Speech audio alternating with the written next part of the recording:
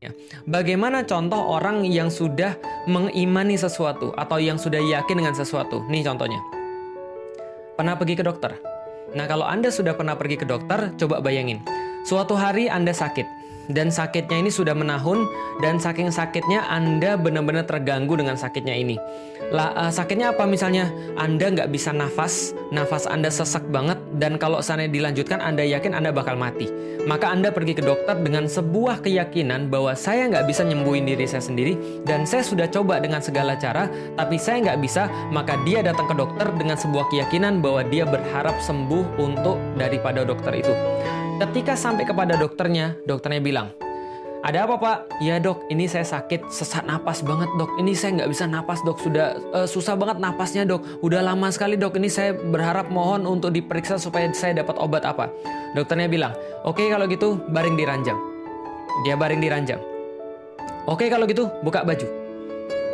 Apakah dia bilang begini, "Dok, saya enak-enaknya nyuruh saya. Tadi nyuruh saya guling di ranjang, sekarang nyuruh saya buka baju. Dokter mesum ya?" Nggak bakal yang bilang begitu.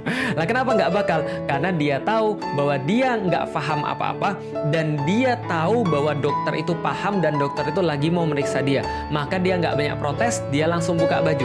Setelah dia buka baju, dokternya bilang, "Buka matanya." Dia buka matanya. "Jangan menjem, jangan menjem." Buka mulutnya. Dia buka mulutnya. Dimasukin termometer. Dia nggak protes. Dokternya bilang, "Diam ya." Dia diam. Dokternya bilang, "Nafas ya." Dia nafas. Apapun yang dokternya bilang, dia lakukan persis seperti apa kata dokternya. Kenapa? Karena dia paham dia mau sembuh. Karena dia paham kalau dokternya itu salah diagnosis, dia bisa bahaya.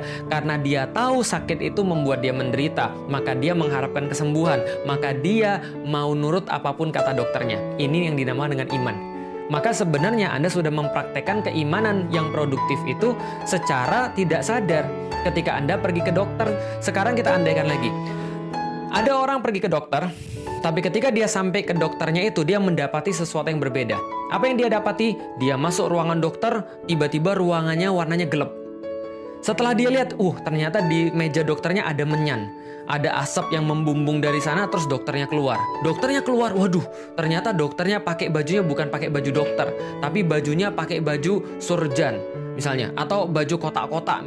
Lalu kemudian dia pakai belangkon, rambutnya panjang gitu kan ya, terurai dan nggak terurus, nggak pernah dikeramas, giginya hitam, lalu dia ngomong, "Sakit apa, Mas?" Lalu kemudian dia minum, terus disembur. Kira-kira dia percaya nggak dokternya? Nggak percaya sama sekali. Maka ketika dokternya, yang dalam tanda kutip kayak tadi, dokternya bilang, "Keranjang," dia nggak mau. Kenapa? Dia sudah deg-degan, dia sudah curiga. Nah, curiga ini adalah keimanan yang tidak produktif tadi. Atau sesuatu yang menjadi awareness pada manusia. Dia mulai merasa curiga, ini ada apa? Manusia yang tidak percaya nggak akan mau taat. Manusia yang nggak trust nggak akan mau taat. Atau manusia yang tidak beriman tidak akan mau taat. Karena trust dalam bahasa agama adalah iman. Dalam level 100%. Dalam level 100%. Dalam level 100%. Dalam level 100%.